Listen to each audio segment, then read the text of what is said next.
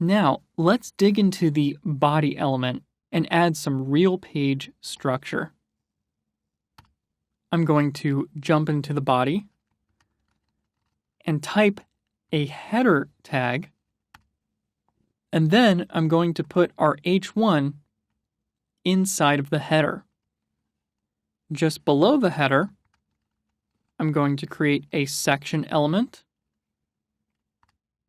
and then below that, I'm going to create a footer. One thing you'll notice about workspaces is that if you type enough of the element that you're trying to create, it will autocomplete it for you. If I type some of the element here and then hit enter, it will automatically complete the rest of the element name. If I then close the tag, it will add the closing tag for me. Again, this is just more code completion that allows you to type faster by typing less. Now, I've added 3 new elements here: the header element, the section element, and the footer element. This provides the basic structure for our site content. Let's go through each one of these new elements. The header element is different than the head element that we added earlier. The head element is just for the web browser to read metadata about the HTML document. This new header element is actually a part of the site's content and helps structure the information that we're displaying to site visitors. Inside of it, we have the first level headline that we created earlier, and I've made sure to continue indenting properly. Now, before we move on to the section and footer, let's add a second level headline that matches the title we created earlier. The headline will be slightly smaller than our first level headline when it's rendered on our web page. So after my first level headline, I'm going to type H2, and then inside of that, I'm going to type designer. Now, this section element will soon contain our image gallery. Sections, just as the name implies, break up a page into logical groupings of information, just like sections of a newspaper. We're not ready to build our gallery just yet, but let's add a temporary placeholder paragraph so that when we preview the page, we'll know where this section appears. So, inside of my section, I'm going to type a paragraph element, and I'm going to say gallery will go here. The footer element is a complement to the header element. Here, we can put things like copyright information or social media links.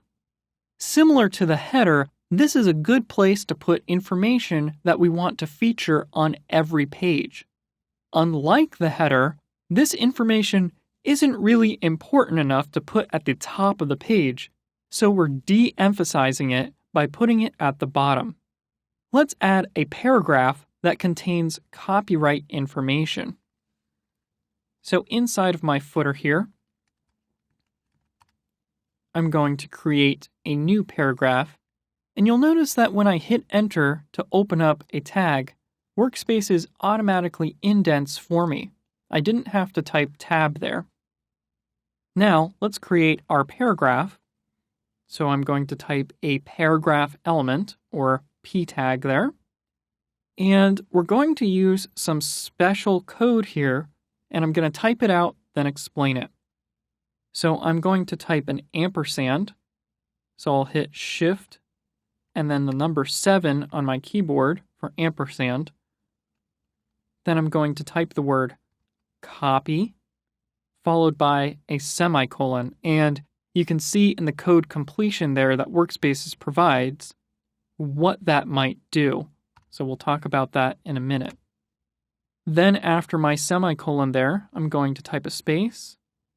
I'm going to type 2014. And I'm going to type Nick Pettit, followed by a period. This special syntax that we typed is a character that doesn't appear on our keyboard. In fact, it is the copyright character. So we need to type what's called an HTML entity to make it appear.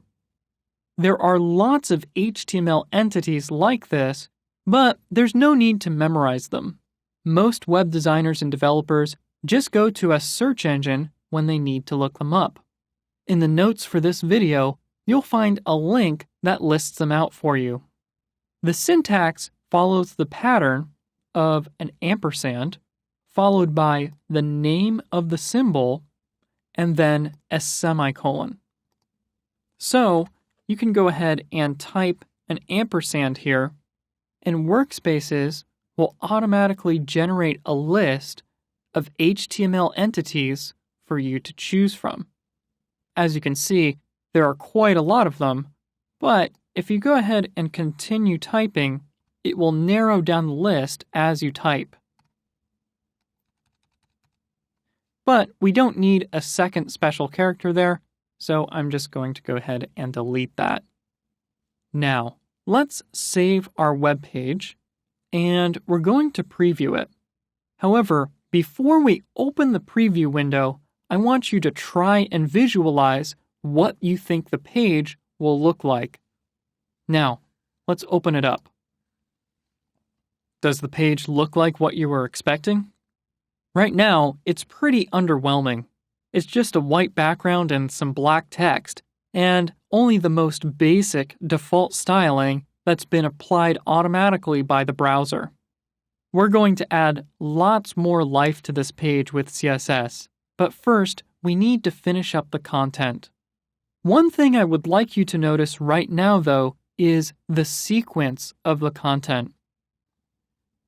From the top down to the bottom, our page has a header with our name, followed by a second-level headline that we've made, then this section with the content inside, which right now is just a temporary paragraph, followed by the footer down at the bottom.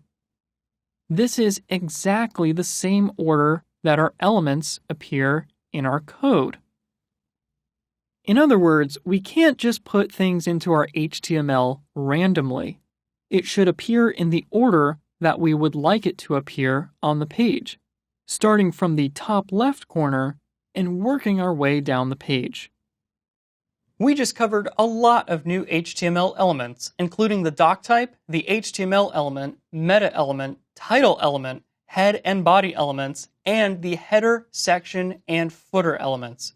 Before we continue, let's take a quick code challenge to make sure that you've mastered this important information.